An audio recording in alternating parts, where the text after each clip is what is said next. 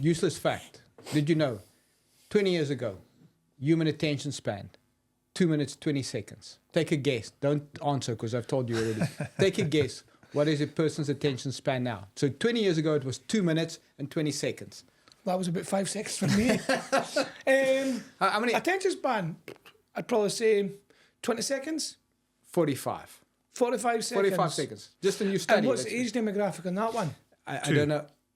No, it's based on some new internet research for search engine optimization and content creation on websites. Aye. That they say that when people are looking at your website, previously people would spend like 2 minutes, because websites been around for 20 years apparently.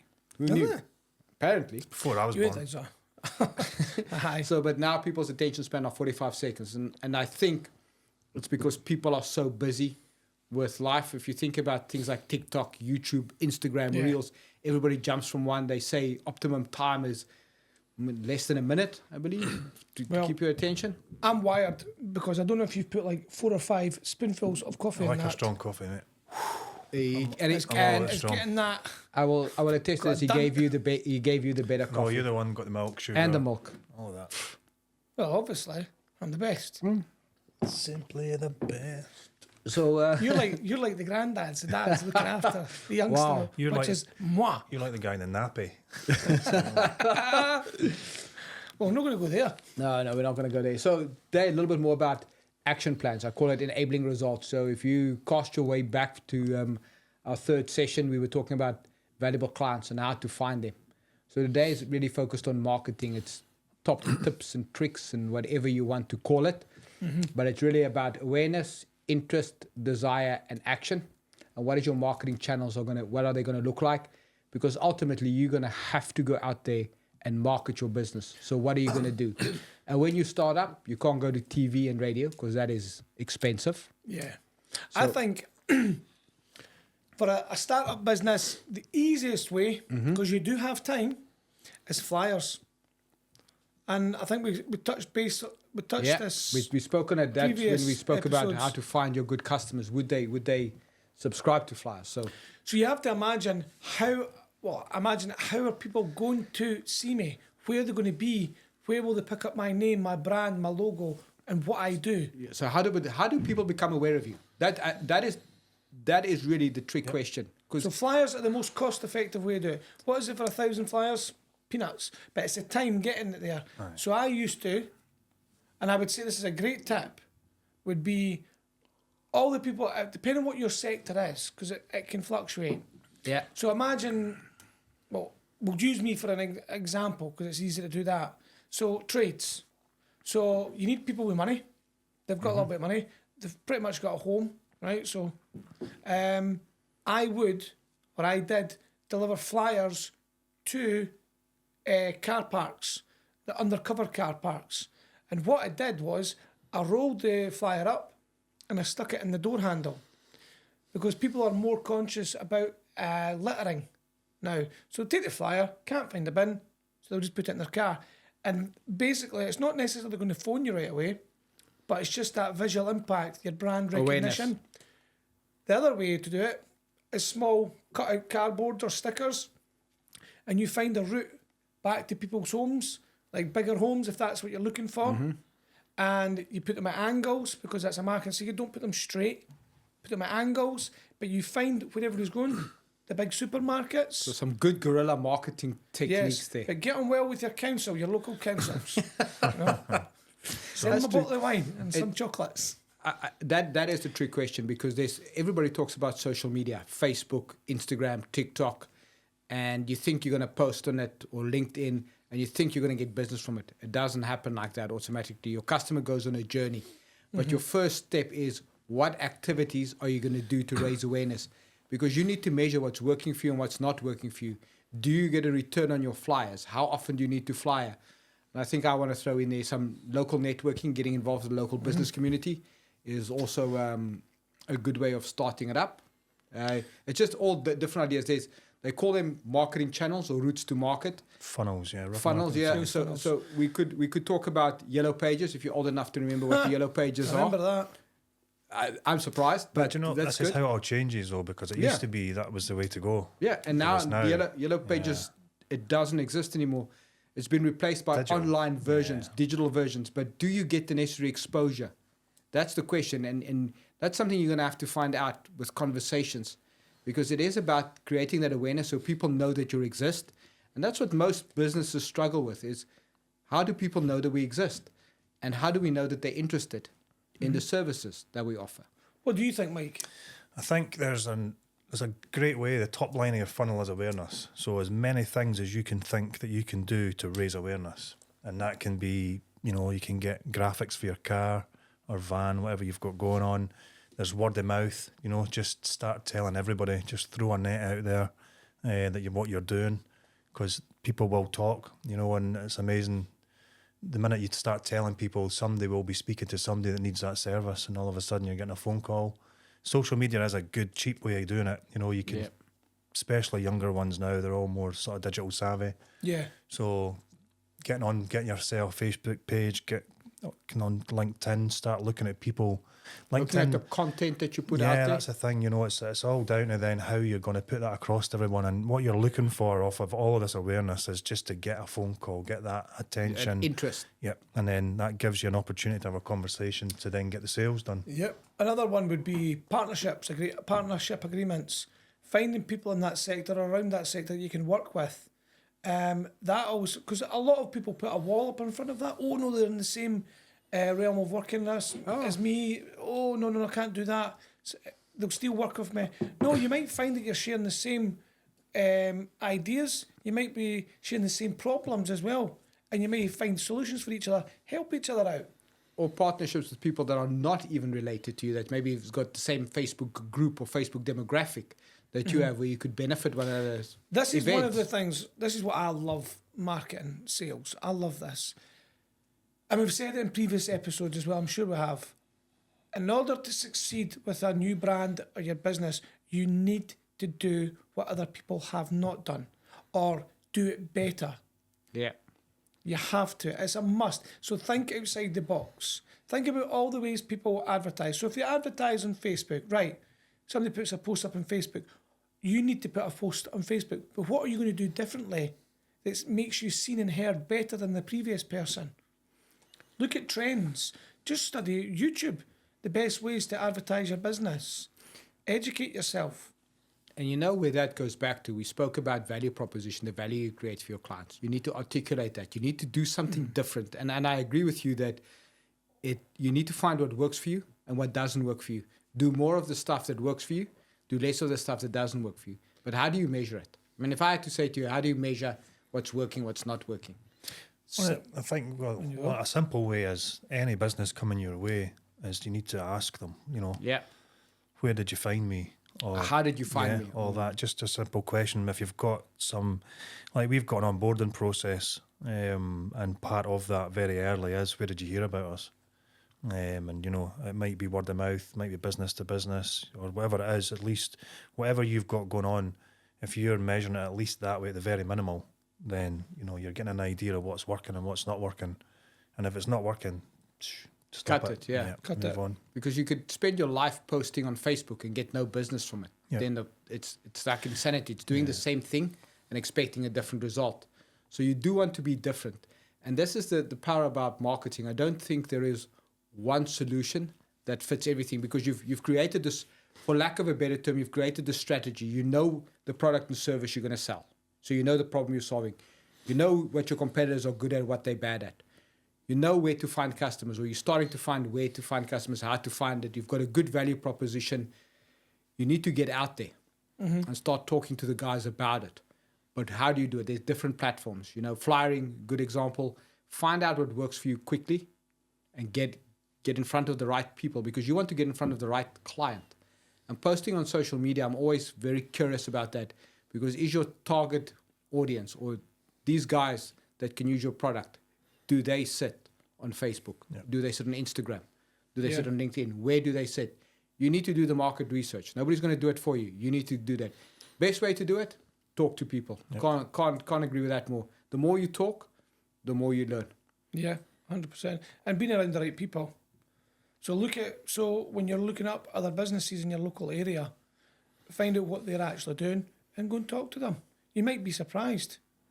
You may be very surprised. Networking's a big one, I think also there's a brand awareness and there's actually trying to get customers where you need call to actions, you know, you need to start navigating and kind of nurturing people to come in the channels that you're looking for, capturing the data, the email address and phone numbers and stuff so that then you can start to, you know, there could be a Email email marketing. campaign, yeah, and just, you know, another touch point where you can get out to them.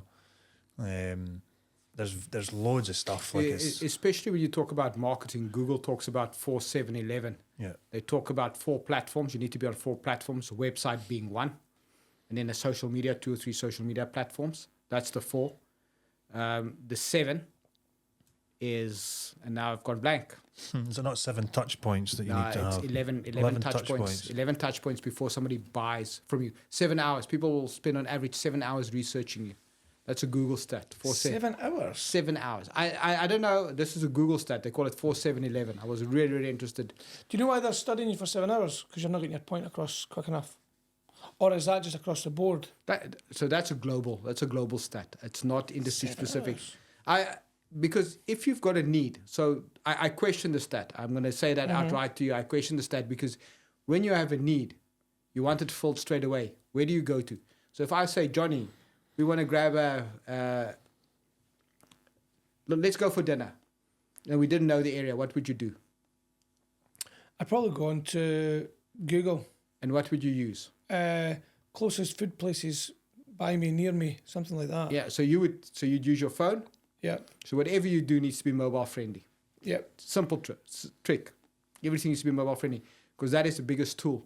YouTube, second largest search engine in the world. So that's where you've got where you're marketing. You could put up little videos Yeah, of how you do things.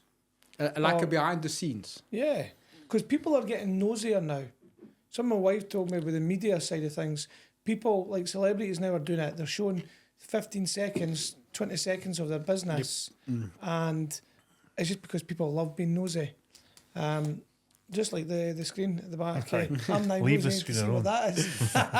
But people are buying into that.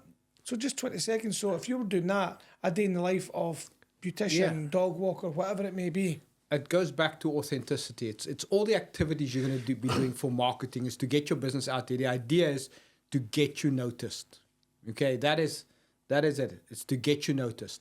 By doing the videos as well, just to highlight this to any startup or people that have been in business for a few years, it gets to see who the real you are or who you are, the real you.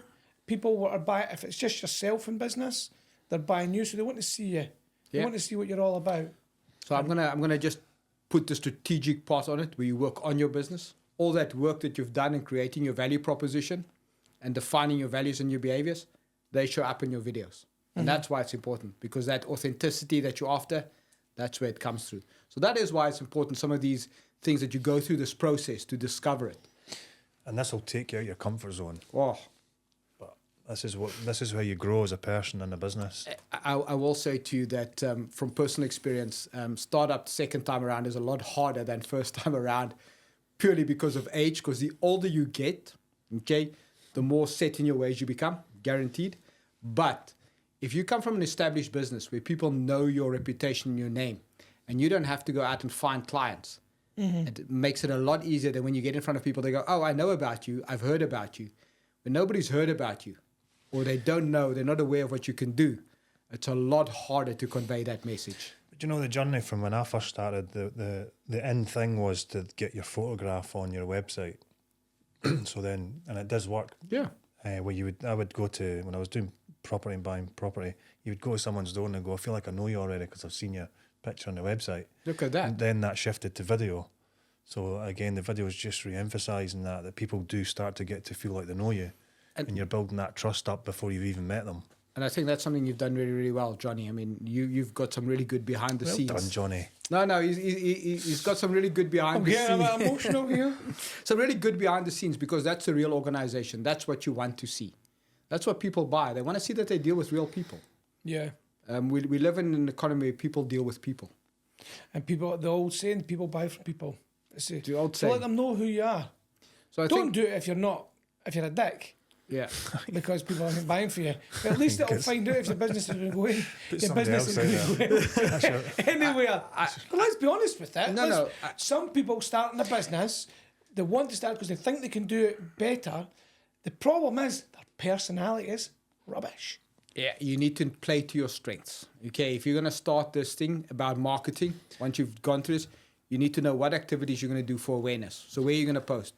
What generates interest from a client? Because you want them to have the desire and good calls to action. Phone us now. I need to explain this one a little bit more. Have you ever found people in business you go, how on earth have you got a business here? Who the hell buys from you? Is it because we're, I don't know, got a wee bit more knowledge, or we see things a bit differently?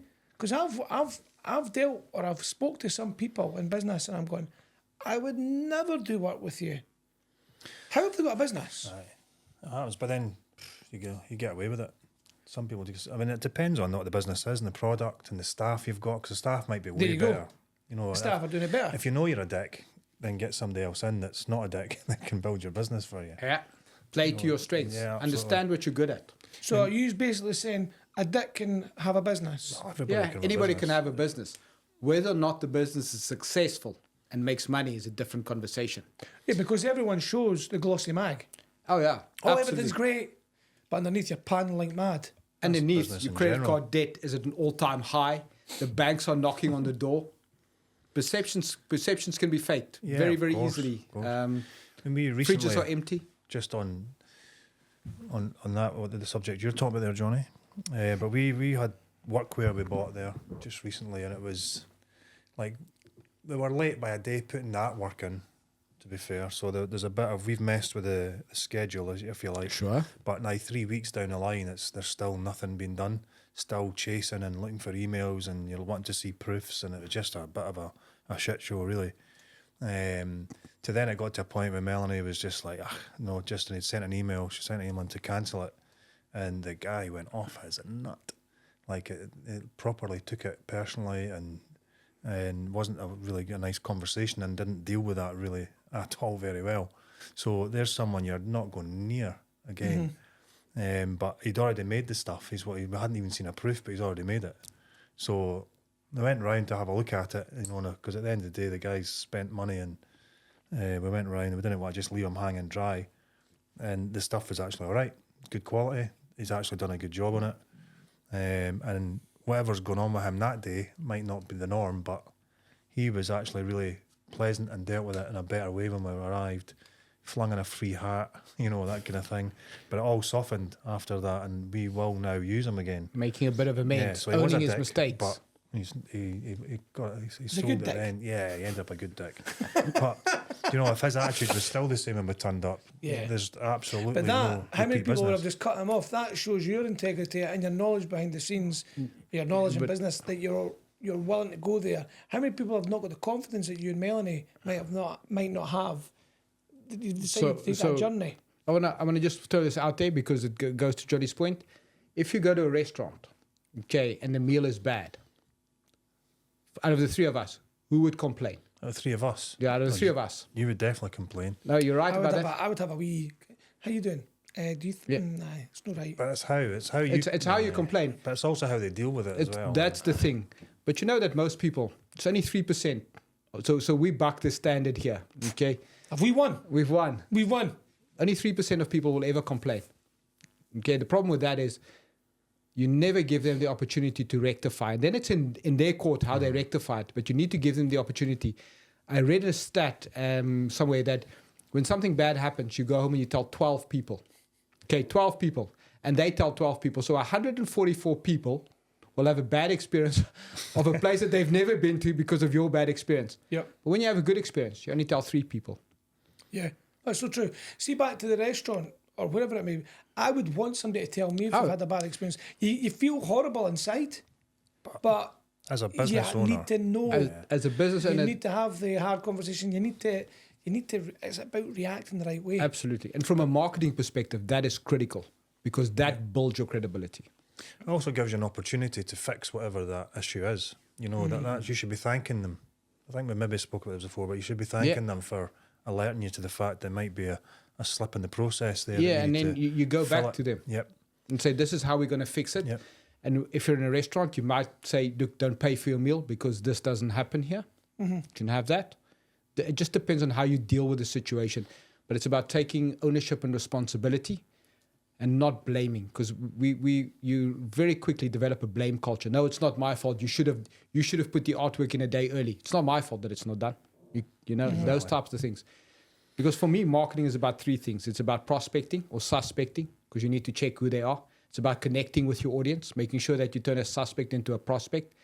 But then you also need to qualify them, because you're going to get a lot of tire kickers and time wasters around that. And it's what is your process for doing that? And we spoke about it in earlier episodes, is that if you can design a process now, and a process is a couple of words, a couple of sentences, is this is how we do it. The how-to manual of what you need to do. But for marketing, you need a how-to manual, because you're not always going to be in charge of marketing. And just think about it. In 3 years' time, when you're not in charge of marketing and you bring somebody else in, and you've marketed in a specific way, you might have vastly different ideas that might not necessarily work. So how do you get that across? And the only way is to start writing down what's worked, what hasn't worked. And that's just the point of an action plan in marketing. It's activity-based. So what are you going to do to suspect, prospect, connect, and qualify with your potential customer? And if you sit and think, there's loads of ways that you can do that. You know, Absolutely. top line, it's then just getting that awareness turned into phone calls that you can then convert. Yeah. But I think bringing someone in is a good thing, but it can also just say, because if the language that you're putting across there, someone new coming in can change that language completely and could put a lot of people off if they've got used to how you are. So you do definitely need to be careful with that. Just interesting you say that. It's like spelling and the way people address emails. Things like that. It's how I'm the people worst perceive speller you. on the planet, by the way. But your emails are always professional. I can attest to that. But if you come... He's never seen my emails because I don't do emails. I get my crayon and paper out. Spell check doesn't Hell. help because a lot of it's Americanized, so It's just the little things. I think that you know, the guerrilla marketing. I love the guerrilla marketing that you do with the little boards and stuff. So on that then, just quickly, how, like, not that we'd ever do it, but if you were to do one, say, how long would the council give you? What's the time I don't know what you're talking about. No, but if you've read somewhere, maybe that's what I've read happens. somewhere an article. So the planning consent's completely changed. This is what I've been told. So for the job that I do, I'm around residential. So you can put a board up whilst you're working there, but you have to take it down once you've finished that job and completed it. For any other boards, you have to look at the grey area of this. You would normally get about 7 days. I think And that's the reason what it is being for a seven- toilet, sorry. 7 days is really because the time a complaint goes in, the complaint registered with the council, then for somebody to put a diary entry in to go out and collect that board, it takes about 7 days. So you've got that. Any other marketing, like big boards, you can only have them at your premises. Okay. I remember there was someone going towards the new Queensferry crossing had put a massive banner across one of the overflows. Would you call it not an overflow? Flyover. Who was that like? I don't know. Really? It was But it was- interesting because, well, we went out and picked it up for the person. No, it was actually the motorway maintenance people. They picked it up and took it to their control room. So somebody I knew went out and collected it.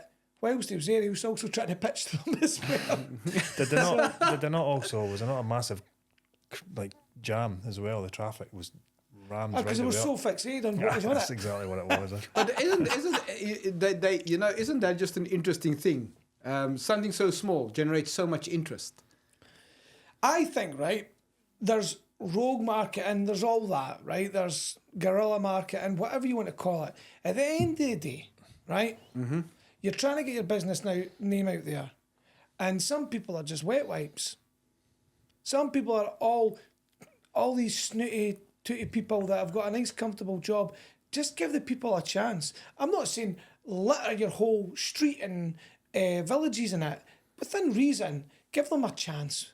Absolutely. Give everybody a chance. And I think, from my purposes, I just think good luck, because people don't realise how much hard work's involved trying to get a couple of quid together to advertise your business. And you see if it's other businesses bitching or backstabbing, you should be in business. We're all in the same boat. We're trying to make a success of ourselves. We're looking for partnerships. We're all experiencing the ups and downs of business. Come on, give the people a break. There you are. On yourself, Johnny. No, that's a soapbox and a good. half, It's a good message. It's a good message about tolerance. It's a good message about competition. It touches things on many levels, because people have become too intolerant. If it's not their way, it's the highway. Well, some people are bitching more about other people, but if I hear that more, I'm just thinking, you're just losing your credibility doing that. You should be bigging people up. Here's an analogy here. Somebody drives a past in a Ferrari. 9 times out of 10, people are going to go, look at that person. Look at that dick. Excuse my French. That's what it is. That's from my heart and my mind and my mouth. Look at that dick. And you go, how many people out of 10 would actually go, wow, he or she must have worked really hard to get that. It's a nice car. It's not my style, but well played. Not a lot of people do that. So the question is, why? And I asked the two of you that right now. Jealousy is one of them. Intolerance. People, I It's would all right say, for them, that attitude. Whereas I was like that when I was young as well. I think attitude and perspective is everything. I think you need to start looking back at it, and let's be tolerant. If somebody works really hard, why should he not have a good Ferrari? What is it? Yeah. What is it to you? What is it to you? But we don't. We like to blame other people for our failures and our mistakes. And as a business owner, you can't. You cannot blame anybody but yourself. And that's where it's hard, owning your mistakes and getting up every morning. And that's where marketing becomes really, really important, is how do you turn it around? Mm-hmm. What about I like jet washing your whatever you're wanting to do on a pavement or a wall that's dirty, obviously, because you can't then lift that off. Just putting it out there. That's really smart. Whoa. I'm trying to catch up with what the hell So are if you think saying? about a dirty wall, and you know these pressure Like, washers. not so much dirty, it's just as life, things start to change in that way. But if you get a jet wash with a And you just- stencil, then it can't come off. It's not. Then they have to wash the whole wall. Just a thought. So here we go. We're not talking about graffiti. We're just talking about something as simple as that. I'm cleaning, but I remember my dad, we had a big garden, Yeah. and we have the golf course right overlooking our garden. And my dad said to me, I was only 12, 13, and I hated cutting the grass because it was so massive. And I decided to write my name in the grass, right? You can see from the moon. And I left it there because I was annoyed. And I thought, hey, this will be a laugh. But I left my name in it and I went away to the golf. And the laugh I got in that golf course, the people had already been in and played, they went, well, we've seen your garden. Oh, it's cool. Oh, my dad was not happy with me. Get back there and cut that grass. It's cool. But obviously left the engraving because I left it a few days. Yeah. But what a laugh, but great bit of marketing. Anyway, that's just It's get your mind working. Yeah, This it's just is to where get all your the fun is. Yeah, it's about holding yourself accountable and actually having an action plan, because what gets measured gets done. You can't just think it. You actually have to write it down. You can't just think it. You have to write it down and say, this is my measure of success. Because that's what we don't do as business owners. Guaranteed is we go, I'm going to do all these wonderful things, but we don't write down what we're going to do, what worked, what didn't work, and now we measured the success. So that's just about accountability. We're working on a big marketing funnel, and it is massive. The top line's massive. So we're taking it in little chunk sizes of like doing 3 or 4 things, and we're just starting to work on them all. And then tracking them's a key part of that. But there was something I was going to say and I've completely forgot. I'll just move on. That's Come okay. back to me. We'll come back to you on that. So marketing is the fundamental of your business. If nobody knows about you, nobody's going to buy your product. Find out what works for you. Come back. I'm back. It's 90 days. So we're doing 90 day split. sprints.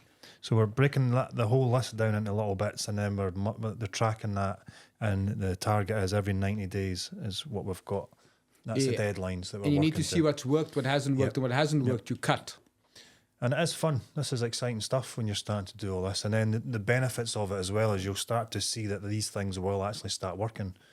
Business will start to pick up. And we're looking more on a scale up side just now, but this is what you need to do at the start as well. It's when you're focused on a goal.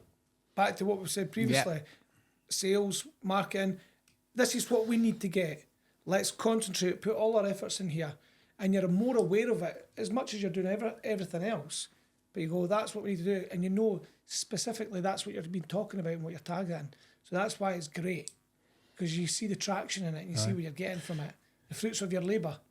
And you'll look back in a year of all the little targets you've hit and see how much you've actually achieved, and it's amazing what you get through when you've actually done it that way. That's a valid point for the people that are starting up. As much as it's difficult, a bit it's exciting and difficult, just remember what you've done. You know, that imagine the shoulder looking over and say, Christ, what have I done in the last 6 months? Because you sometimes get caught in the hamster wheel. Have a wee moment to yourself and go, you know, you've got this. You'll be actually all right. If you listen to Business Babble, obviously. I like that. If you've written something down and you've seen what's worked and what hasn't worked, and you look back on it, that's even more important when you want to sell your business, because you can demonstrate to anybody buying that this is what you've done, this is what your journey looked like. Because we don't do that. As business owners, we just jump straight in. We don't praise ourselves enough. I know it's not about that big bravado, but you have to, used to as well. You've done great things. Thanks, Johnny. But don't praise ourselves enough. It's great having other people mention about it and talking about what we've done in success. Just sometimes you're just not aware of it.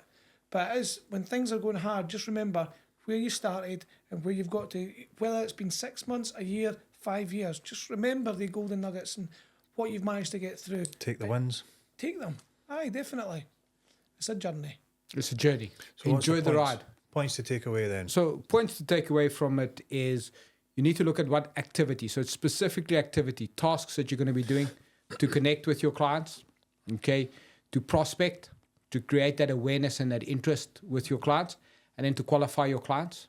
You need to have certain key performance indicators, big word, but measures. How do you know it's going to be successful? How do you know it's not going to be successful? And the big thing is just get yourself out there. There are lots of things that you do.